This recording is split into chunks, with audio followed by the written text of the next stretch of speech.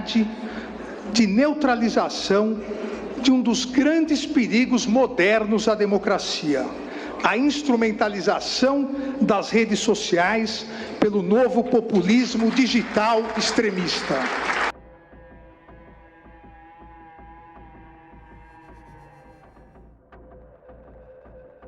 Redes sociais monitoravam, censuravam e limitavam o alcance da direita durante as eleições, diz um relatório do próprio Twitter. Eleições brasileiras transcorreram no mais sombrio clima de tendenciosidade e manipulação. We kept getting these demands from this Judge Alexander. That's his name on Twitter, at Alexander.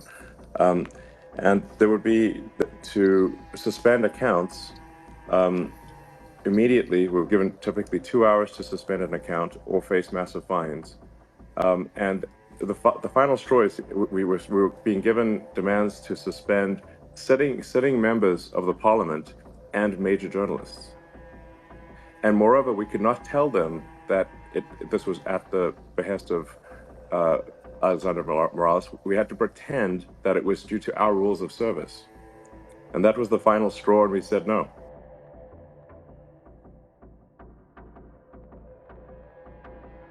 As recentes inovações potencializaram a desinformação premeditada e fraudulenta, amplificaram os discursos de ódio e antidemocráticos.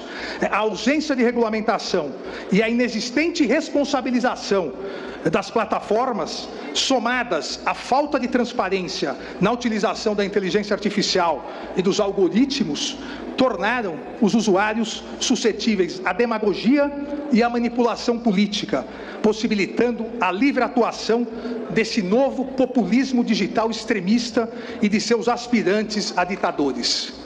Esse maléfico e novo populismo digital extremista evoluiu na utilização dos mesmos métodos utilizados pelos regimes nazista e fascista no início do século XX.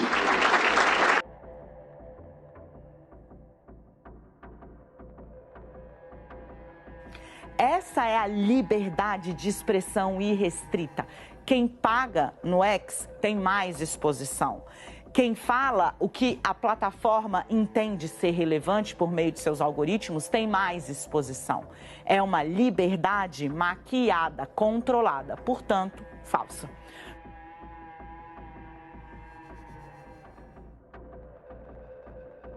As redes sociais censuravam, tiravam posts, bloquearam o diálogo, espionavam gente da direita e, sobretudo, foram extremamente parciais nas eleições de 22, que elegeram Lula por menos de 1% dos votos.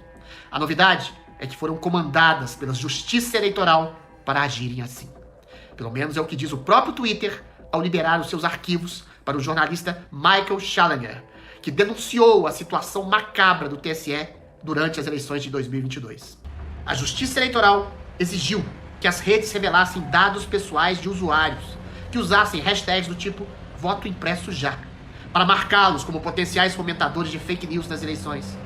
Sugeriu que se limitasse o alcance de pessoas, exigiu dados internos de conversas privadas de pessoas ligadas à direita e a Bolsonaro. Tentou e conseguiu censurar posts de jornalistas e congressistas brasileiros. Buscou, sobretudo, moderar, limitar ou mesmo excluir conteúdo do Twitter e de redes sociais de apoiadores de Bolsonaro. Todas as pessoas perseguidas formam um longo cordão de pessoas ligadas à direita ou a Bolsonaro. Eu mesmo fui um censurado.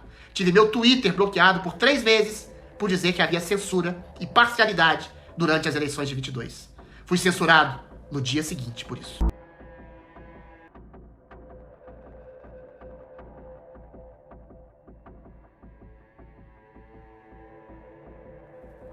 Let's talk a bit about your tweets, because it comes up a lot. Even today, it came up in anticipation of this. I mean, you do some tweets that seem to be, or at least give support to some who would call others conspiracy theories. Well, yes, but I mean, honestly, some of these conspiracy theories have turned out to be true. Which ones? Well, like the Hunter Biden laptop. That's true. Yeah. Yeah. So, you know, that was a pretty big deal. There was Twitter and others engaged in active suppression of information that was relevant to the public.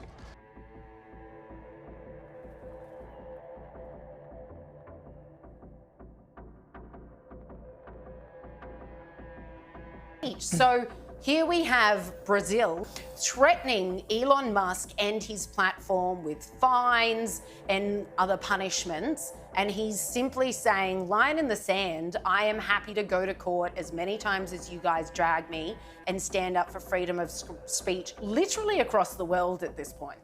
The outrageous thing about this is not only, I mean, you've just talked about it, but not only are they saying you've got to block these accounts, but you're not allowed to tell the public which accounts are being blocked, and you're not allowed to give any reasons for it. I mean, can you get more totalitarian than that? That's exactly what it is. It's totalitarianism. And you know, what is happening in Brazil is arguably worse than what's happened with the e-safety commissioner, because the e-safety commissioner is like a quasi-governmental organisation.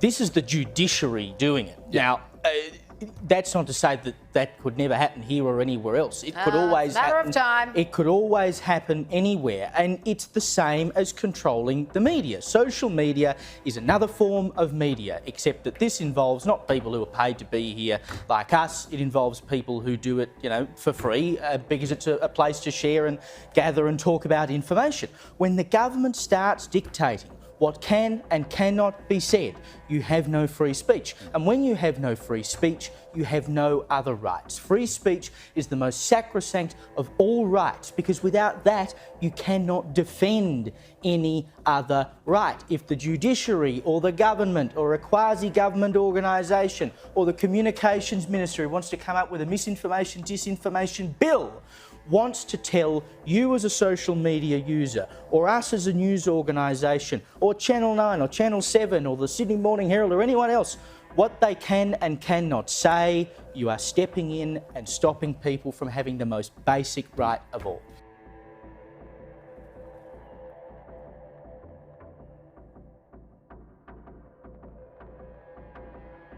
That's a terrible thing that happened. That's election interference. How do you make a choice? You don't see, I mean, in terms of when you're going to engage. I mean, for example, even today, Elon, you tweeted this thing about George Soros. Well, I'm looking for it because I want to make sure I quote it properly. But, I mean, you know what you wrote. But you basically... It reminds me of Magneto. This is like, you know, calm down, people. This is not like made a federal case out of it. You also... you said he wants to erode the very fabric of civilization, and Soros hates humanity. Like, when you do something like that, do you I think that's true. That's my opinion. Okay, but why share it? Why share it? Especially, because, I mean, why share it when people who buy Teslas may not agree with you, advertisers on Twitter may not agree with you? Why not just say, hey, I think this. You can tell me, we can talk about it over there, you can tell your friends, but why share it widely? I mean, this is freedom of speech. I'm allowed to say what I want. You absolutely are, but I'm trying to understand why you do, because you have to know it's got it puts you in the middle of the partisan divide in the country. It makes you a lightning rod for criticism. I mean, do you like that? You know, people today saying he's an anti-Semite. I don't think you are. No, I'm definitely. I'm like a pro-Semite, if anything. I believe that probably is the case. Yes. But why would you even introduce the idea then that would be the case? I mean, look, we don't want to make this a George Soros interview. No. Do your tweets hurt the company? Are there Tesla owners who say, I don't agree with his political position because, and I know it because he shares so much of it? Or are there advertisers on Twitter that Linda Yaccarino will come and say, you got to stop, man. Or, you know, I can't get these ads because of some of the things you tweet.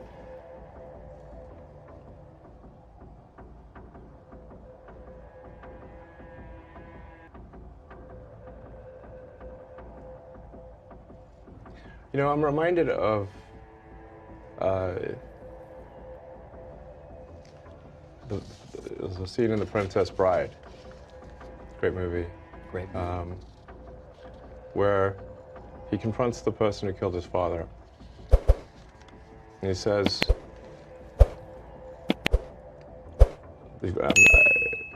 offer me money. Offer me power. I don't care. So you just don't care. You want to share what you have to say. I'll say what I want to say, and if the consequence of that is losing money, so be it.